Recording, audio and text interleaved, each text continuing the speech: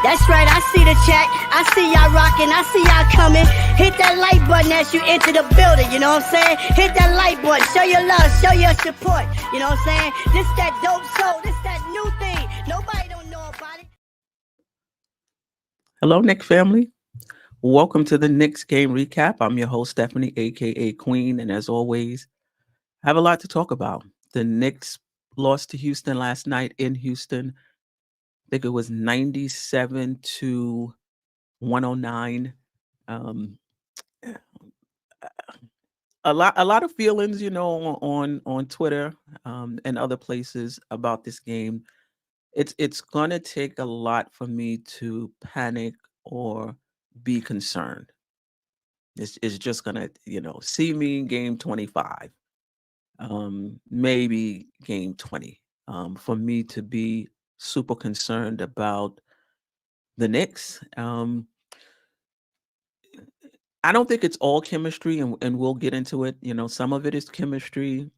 Some of it is just really not having enough players. You would have thought this was a 10-for-1 trade when you look at um, the Knicks, the Knicks bench. We'll get more into it.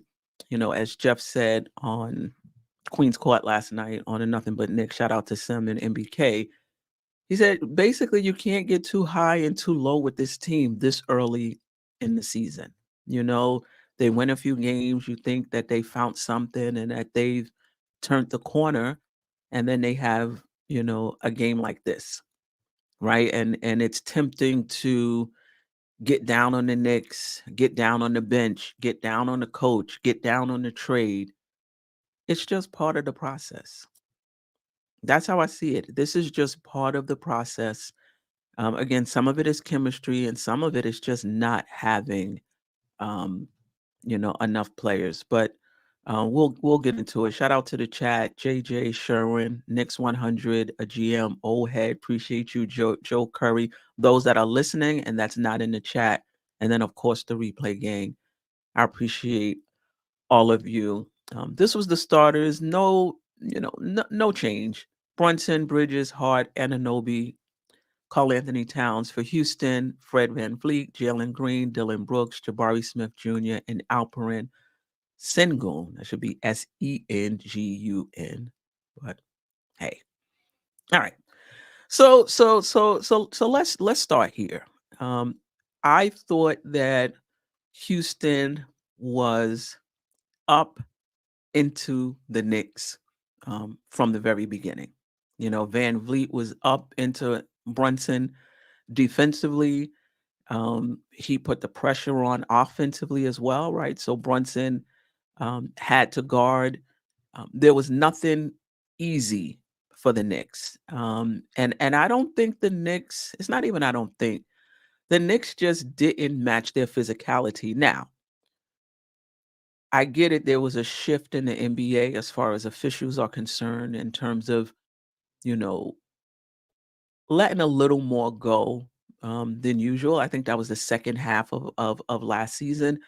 But I thought last night was just over the top. I thought Karl Anthony Towns, I thought Hart got fouled multiple times on made and missed baskets, and it wasn't called. I'm not blaming the refs. I'm just noting that happened.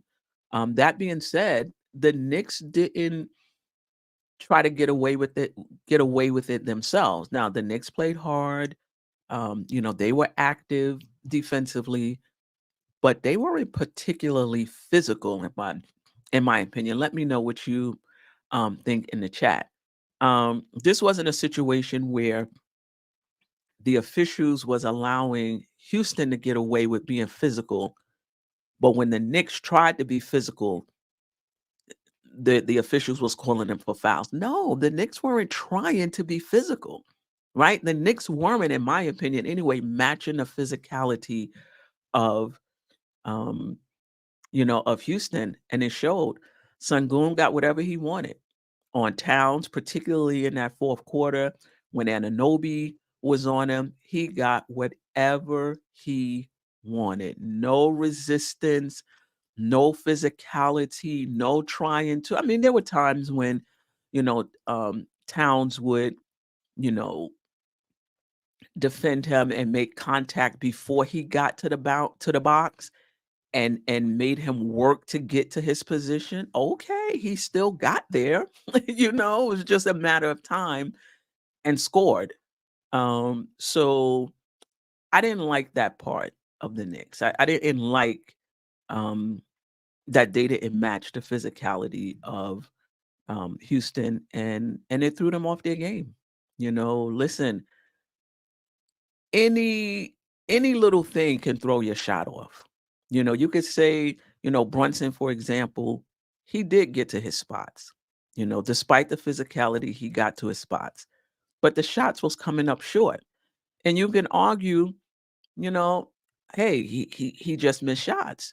But you can also argue that the physicality, the bumping, threw his shot off a little bit. And we'll talk about this later, the fact that other than the second quarter, he played all 12 minutes in the first, third, and definitely the fourth, if I'm not mistaken. Hart is, I'm not going to say Hart is built for that, but Hart is used to that. I'm not sure Brunson is used to that. He played 42 minutes. So I'm sure that had something to do with him being less effective or less efficient in that fourth quarter. And it may have impacted his decision making as well. And we'll talk more, more about that. Now, the Knicks did battle back multiple times, right? They had a 15-point lead. They pulled to within 3 multiple times. They pulled to within 1, I believe, in the fourth quarter. But every time, every single time, Houston answered the bell. We'll talk about this later as well. They got a lot of support from their bench, and we did not, right? So we never took the lead. We got it down to 1, but we never took the lead. Kudos to the Knicks for battling back, for not, though they weren't getting the calls, though it was a pretty physical game, they didn't give up. And that's the Knicks that we know, right? Rarely are they going to get blown out of a game. They're going to keep pushing. They're going to keep fighting to get back into the game. And that's what they did. Kudos to them. Clearly for Houston, that Golden State game was fresh in their minds, right? They were down 31, came back, pushed it into overtime and lost, right? So I'm pretty sure, they were adamant or determined that they weren't going to lose this lead and they weren't going to lose this game. And they came up big, including their bench. Kudos for OG, kept us in it. He had 16 of his 21 points in the first half, and I believe in the first quarter. So kudos to him. He was on, he was on fire. I know I have his picture here when I say Knicks struggle with physicality, but it definitely was not, OG and Anobi. Towns in foul trouble again. Come on. He had 3 in the first half, picked up his 4th foul early in the third quarter. Tibbs trusted him enough to leave him there. I don't know if it was trust or just, where else are we going to be able to go to get this offense, right? Say what you want to say about his defense. Where else are we going to go to get some offense? So he left him in that third quarter, and Towns was extremely disciplined the rest of the way. He ended the game with those same 4 fouls. He was inefficient overall. He took 17 shots. He made 7, but he contributed in other areas. 19 rebounds, and the Knicks still got out rebounded. 19 rebounds, 9 of them offensive. He had 10 rebounds in the third quarter alone. That's when he picked up his 4th foul early in that quarter, and 8 of those 10 rebounds was offensive rebounds, just battling on the boards and trying to give the Knicks second opportunities. On the defensive end, like I said earlier, he had absolutely nothing for Sengun, nothing. He got whatever he wanted. I think he had 25 points, and he got 10 of those in the fourth quarter. Tibbs switch OG Anunoby over to him, and it wasn't in the fourth quarter, and it wasn't much better. And like I said, we got absolutely nothing from the bench. But I'm going to save that for a segment of his own. Shout out to the chat. I do have a little more time today, so I will definitely get to you. I want to talk a bit about Brunson. He wasn't his usual efficiency. Let me see what I have. He wasn't terrible, right? On the season, he's shooting 46.3% from the field, 50% from three, 82.9% from the free throw line, not taking nearly as much threes on the season. I think 2 less per game. And I think last night he only took 2. It's just not enough for the entire Knick team. It's not enough. But his efficiency last night, 37.5% from the field, 9 for 24. He was 50% from the 3-point line, 2 of 4, and he went to the line 9 times, and he made all 9. I think whether he's making his shots or not, whether he's efficient or not, he still has that same gravity, right? The defense still has to tend to him. When he gets in the lane, they have to send more than one person to try to stop him, right? So whether he's shooting well or not, he still has that gravity. I think he has to be more of a maestro in terms of mixing it up. Now, I'm not an advocate of him becoming mostly a passer. He has more options now. He should become, more of a passer. I'm not an advocate of him becoming more of a passer. I'm not an advocate of him taking less shots. I'm just not. But I am an advocate of him taking better shots and an advocate of him reading the game better than he did last night, particularly in that fourth quarter. Now, he played 42 minutes. He played every minute in that fourth quarter. Maybe he was tired. Maybe that had something to do with his shots falling short. The physicality may have had something to do with his shots falling short.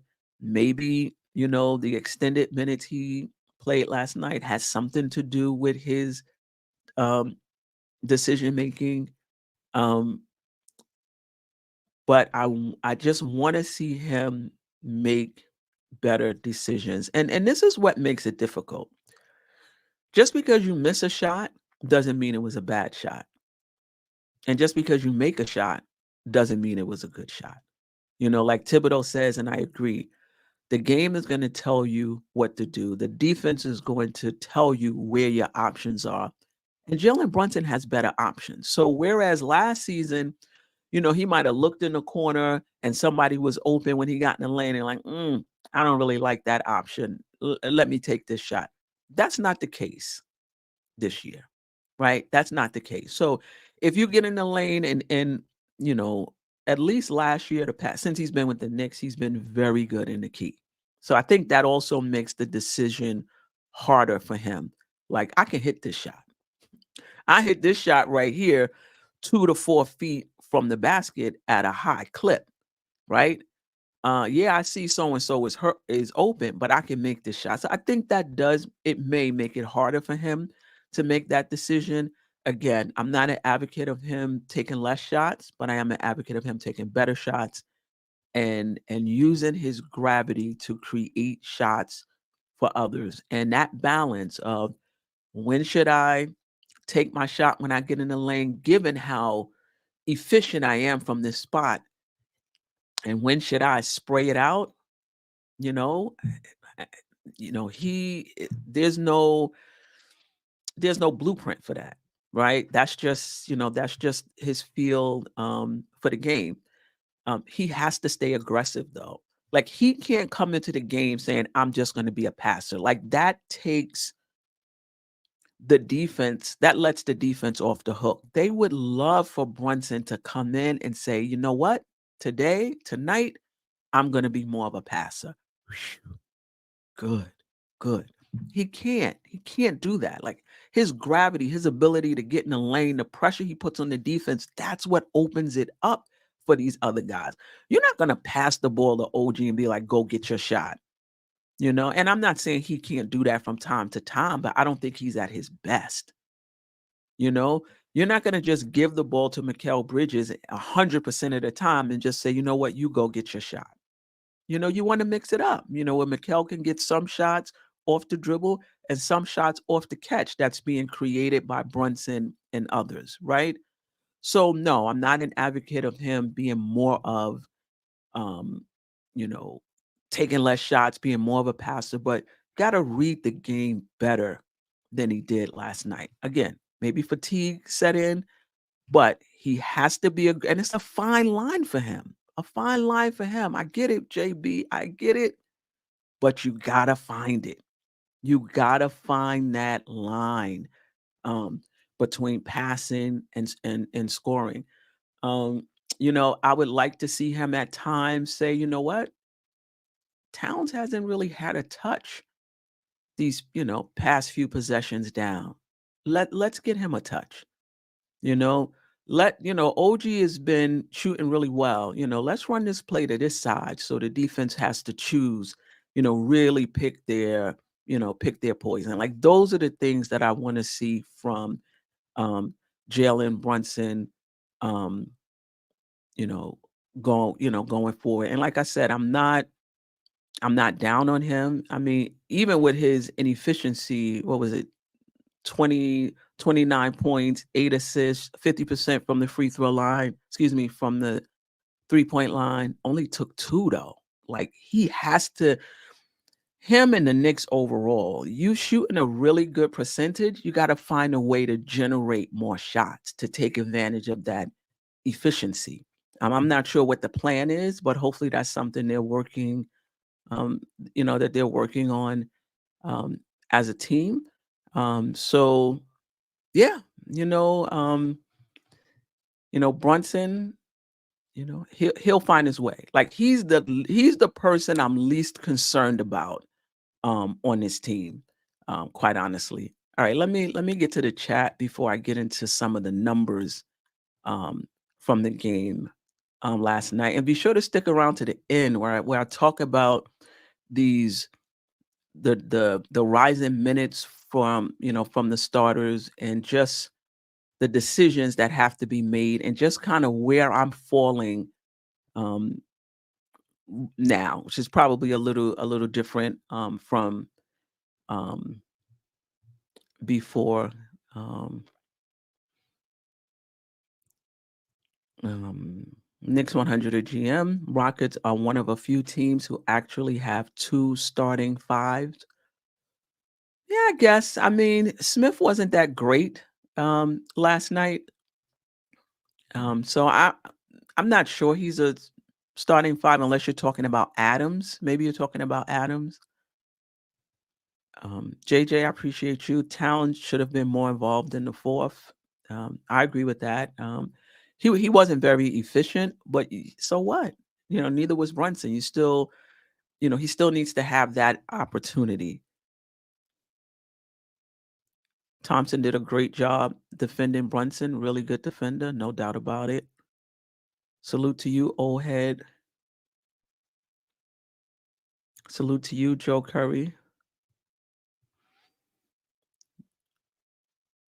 Okay. Old head said this is a brand new team for the players in Tibbs, only playing 7.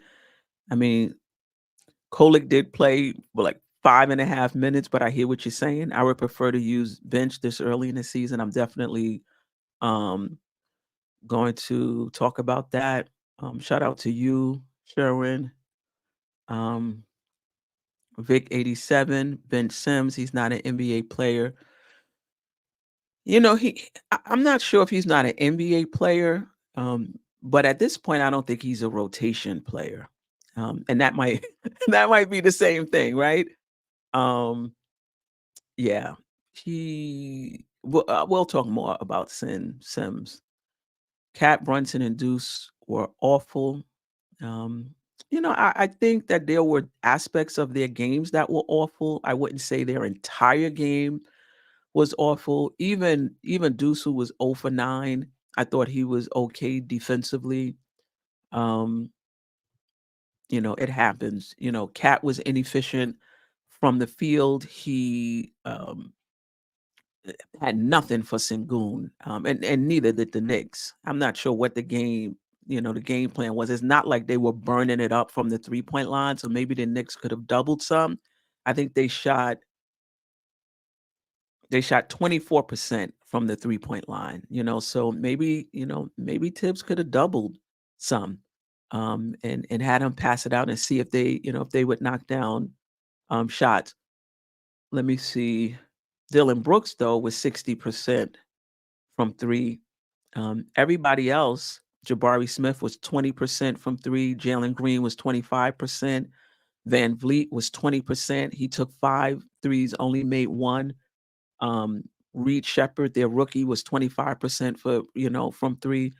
So I'm not going to say the entire game was awful, but definitely Cat, defensively. But he did have 19 rebounds, and we were still out rebounded. And Brunson already talked about, his decision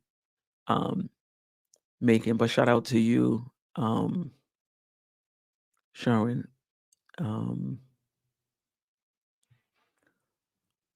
Kerry Cox, appreciate you. You did say Knicks will go 3-1 on this road trip. I expected the Packers, the Pacers, to be the problem. So did I. Kerry Cox. Outcast assets. Brunson has to stop the hero ball. 6 games in and is getting old. I'm not even sure it's hero ball. I don't think it's selfishness either.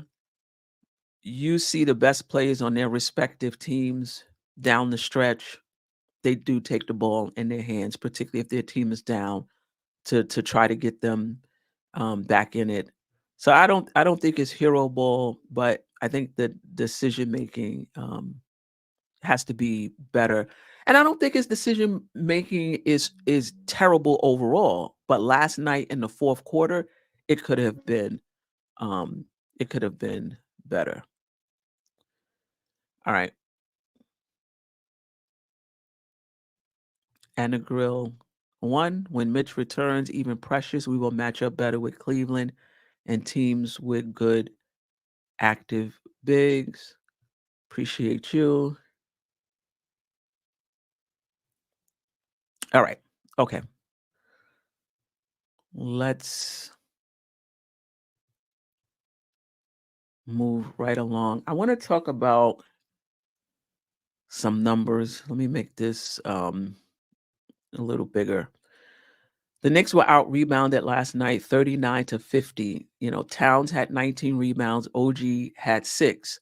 Hart with only 4. He's our second leading rebounder. Houston had as much defensive rebounds as the Knicks' total rebounds. But again, and we'll talk about this more later, they got a lot from their bench. They got 21 rebounds from the bench. We got 4. They got 30 points from their bench. We got 3. Right? That makes a huge difference. Like, we could talk about the inefficiency of Cat, the inefficiency of Brunson, but we also got to talk about the fact that these guys don't have any bench support. And listen, I'm not saying it's their fault. Campaign went down, Precious went down, Mitch won't be back till January. We just signed Matt Ryan. Who knows if he's even, in the plans, who knows? Sims is playing, but not playing, in my opinion. Last night, McBride, who's our most consistent bench player, was 0 for 9 last night. 0 for 9. Like, I'm not worried. It happens. And I'm not going to bang on the kid. He's been phenomenal for us up to this point. But the 3 bench points we got was from Kolek, who played 5.5 minutes. It's just not going to cut it. The bench is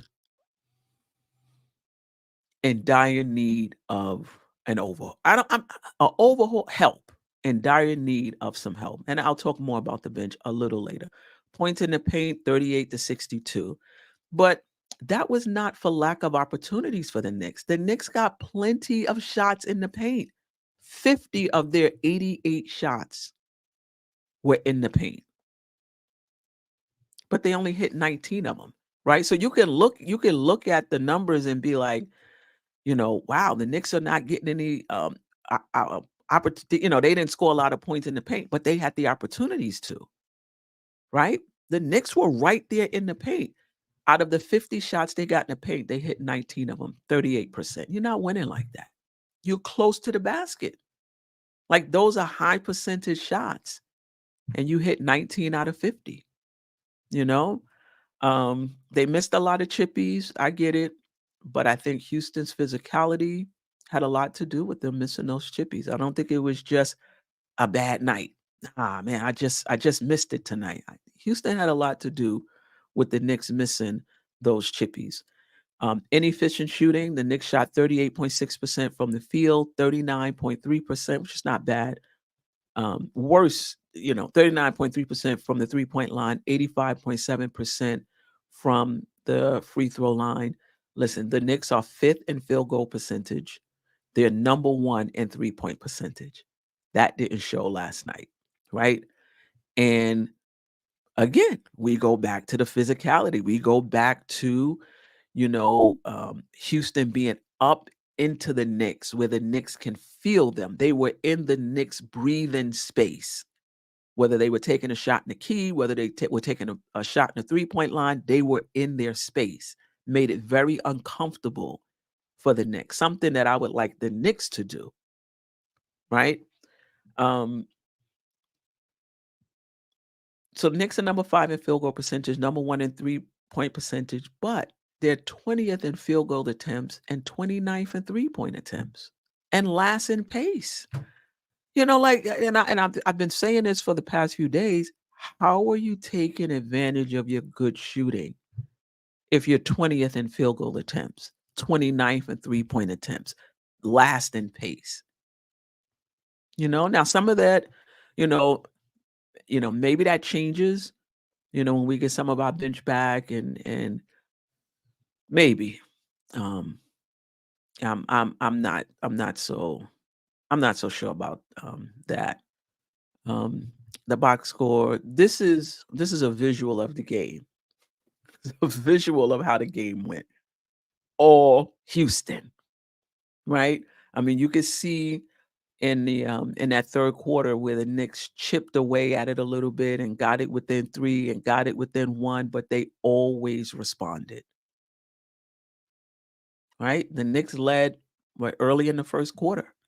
5 was their biggest lead in the first quarter. And I also felt like the Knicks was looking like, I mean, they were working hard. Don't get me wrong. They were working hard. They were playing hard. They were trying to get back in the game, but you could tell they were thrown off by the physicality. They were thrown off by it, like a little stunned, just a little stunned. Yeah. Anyway. All right. Let's get to the bench and Thibodeau in the minutes. Listen, I went through it already. Precious is out. Campaign is out. Robinson is out until January. Matt Ryan signed just yesterday. Last night, we had 3 starters with 40 minutes. I mean, OG was near 40 minutes, 39 minutes and I don't know, 40-something seconds, right? So 3 starters with 40 minutes and 1 starter with 38 minutes. This is just not sustainable. It's just not sustainable. Now, if we're talking about another game or 2, okay. Like, Cam is coming back. Precious is coming back. And this is what we need to do for another game or 2. Okay. All right. But we don't know when Precious is going to return. Like, there's reports that he's close, but what does that mean? Will Cam be back for the Atlanta game? Will Matt Ryan be ready to play, rotation minutes? Does he need more practice time? Does Tibbs trust him? Does the team trust him? Was this just a signing because the Knicks had to get to 14 players by a certain by in 2 weeks? Was that why they signed him, or do they really see him as somebody that can help in that second unit? Right? So again, if we're talking about another 1 or 2 games of the starters logging heavier minutes than usual, cool. But if there is nothing on the horizon, this is just not sustainable. It's just not sustainable.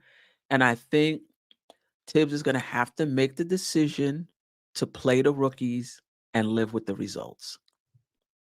And live with the results. There's nobody else on that bench. Nobody.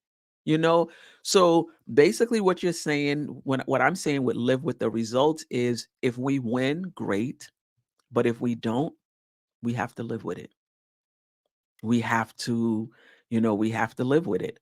And what are we asking from the rookies? Like, I don't think we're asking them to come in and give us some really good counting stats, 10 points, 8 rebounds, for the bigs, for Kolek to come in and give us, 3 3-pointers, 8 assists. I don't think we're asking. That's not what I'm asking, right? Basically, at the very least, come in, know where you're supposed to be. There is nothing worse. If you've ever played basketball, there is nothing worse than a player coming in and they don't know where they're supposed to be. Talk about frustrating, right? So know where you're supposed to be, limit your mistakes, play with confidence at the very least, right? At the most, give us a boost offensively if you can. Give us a boost, defensively. If you can give us some rebounds, some threes, some assists, do that. We need, for whoever plays, 3 to 10 solid minutes off the bench to give the starters a blow. Now, again, if you could give us a boost during that time, great. But at the very least, try to hold it down as much as you can so that our starters are fresh in that fourth quarter. Now, would I prefer for the Knicks to have some vets on the bench that they can use? Hell yeah. But that's not where we are. That's not where we are. And if there's no help coming, you're going to have to play them and live with the results, even if that means, the Knicks lose some close games. Now, last night's game was super physical, Maybe Tibbs could have went back with Kolek in that second quarter, second half, try to steal some minutes for Brunson so that he could be fresher down the stretch. But then you're risking going down even more depending, on how Kolek dealt with, the physicality. It's a tough choice. But again, if it's 1 to 2 games, rock with what you're doing. If 1 to 2 more games, rock with what you're doing. It's just another game or two. But if you don't know when help is coming, you got to play them. You got to play them and live with the results. So we'll see. We'll see what happens. I'm gonna check in with the chat. One more time. Oh, I did want to say about the bench. I already mentioned McBride. I'm not worried about him. He's gonna be fine. Players have bad shooting nights all the time. You're right. Um, he's very confident. He has a good stroke. He'll be back. He'll be good.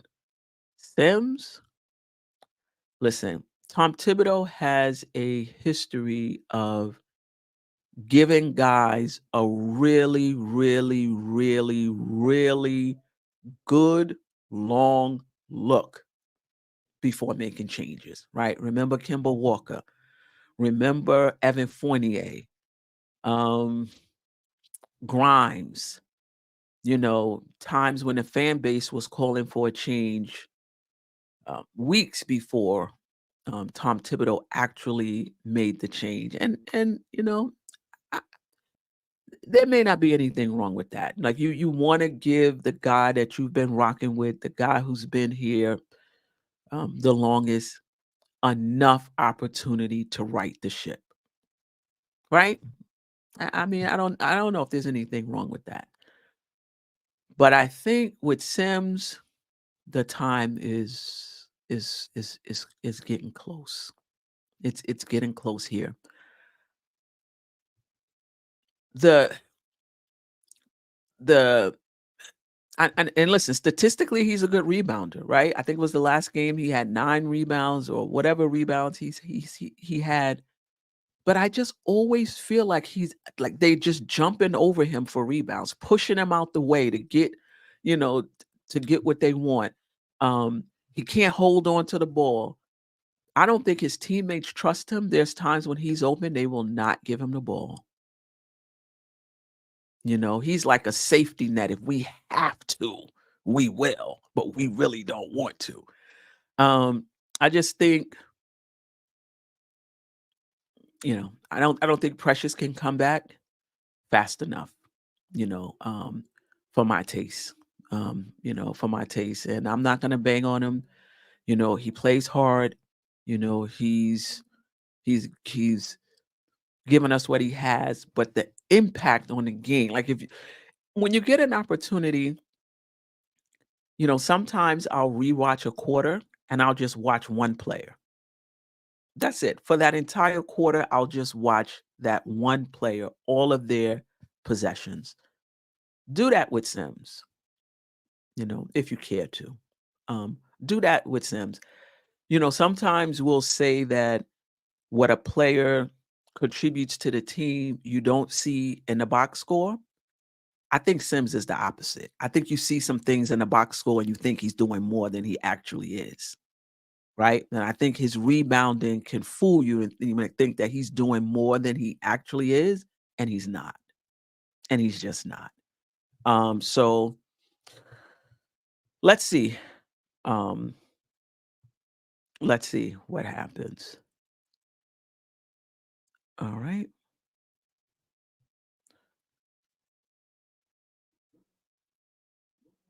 All right.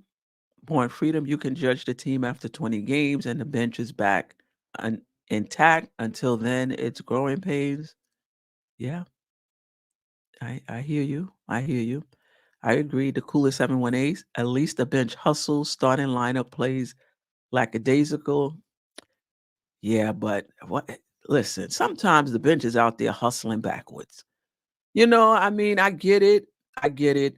And they're giving you the best they can. I just think they're probably in positions they shouldn't be in. Not everybody. They're just in positions they shouldn't be in. Um, Somebody's still talking about Toppin. Somebody's still talking about Randall. I'm not talking about Randall. I'm not talking about Toppin or Devo. Good afternoon, Born Freedom. I appreciate you. Next 100 GM wants bricks.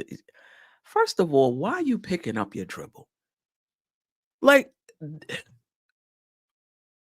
I didn't see any of that last season.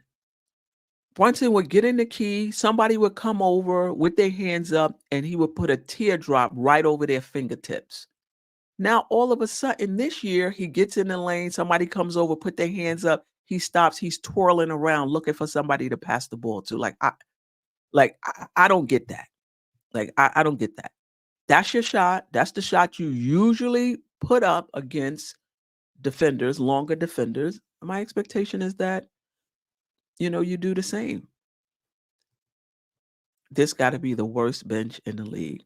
Yeah, I mean, listen, when Cam is back, when Precious is back, when Mitch comes back in January, it's going to be a different story. But for right now, 30-3 outscored, 21-4 out rebounded, just the bench. You get that type of support from your bench, 30 points, 21 rebounds. That's significant. That is significant. Ramrock, he only played 2 bench players. Yeah, I think like I just said, that's gonna have to change. You're just gonna have to live with um the results. Blaming the bench is ridiculous. They didn't even play. Those who did play, we didn't get much from them. I'm not blaming those who didn't play. Those who did play, we didn't get much from them. McBride shot 0 for 9. Right? I'm not going to say anything about Kolek. Only played 5 minutes. Sims and his 15 minutes. If there was ever a time to have a problem with plus minus, last night was one of those games. Sims was plus 10. Say what you want. Sims ain't it. He's just not it. I understand he has a fan base, and I think that's great. I'm no disrespect to those who like Sims, but yeah, his spot from the rotation can't come fast enough. Ramrock, why play only 7 players in a 6 game? Yeah. I'm not arguing. I'm not arguing with you at all. I think sometimes something is going to have to give. Something is going to have to give. I don't know about Jacob Toppin. Listen, this was a physical game. Maybe you throw them in there and to see, see what they can do. But the starters were struggling with the physicality of Houston.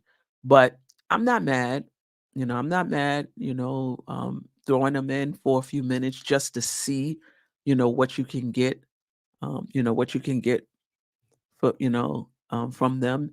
And again, I think that if Cam remains out, if Precious remains out, I think you're going to see that. It's just not sustainable, right? It's just not sustainable.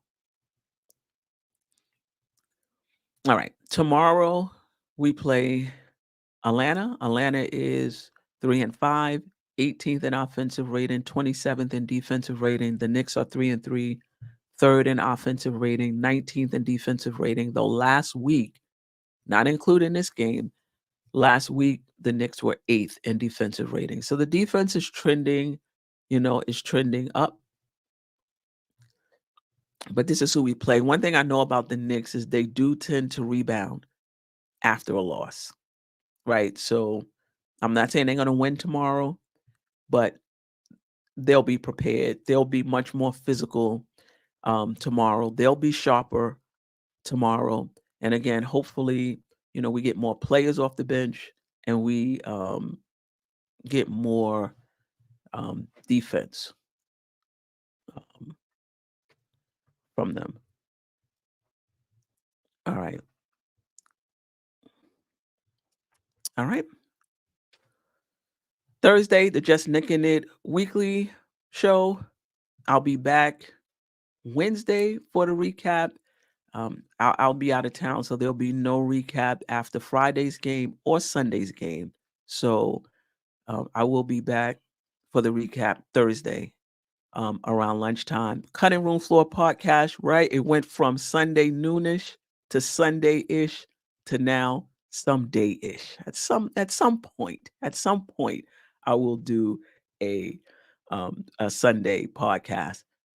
Mondays, shout out to Sim, MBK, Queen's Court, me, Geoff, Tony Crow from Knicks and Bruises, 2 Knicks Chicks, Lady and Chef from 2 Knicks Chicks, I should say. Be sure to check us out Mondays, 6 o'clock if the Knicks have a game, 7:30 if they don't have a game this upcoming Monday, so it will be 7:30.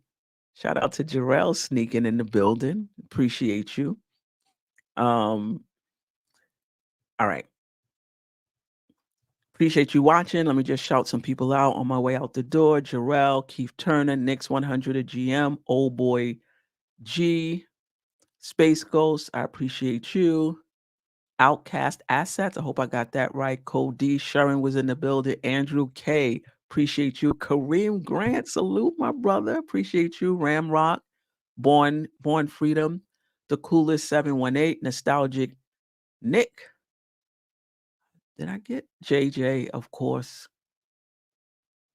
Appreciate you. If I missed anybody, Sherwin, Old Head, my apologies. What's today? Wednesday. Today's Tuesday. I'll be back Thursday morning, Thursday afternoon for the recap, and then Thursday night for the Just Nickin' It weekly show. Till next time, fam. Sister, you're one of a kind. Yes. Sister, it's time you That's shine. Don't so. Where you at? Where you at? Don't so. Where you at? Where you at? Don't so. What?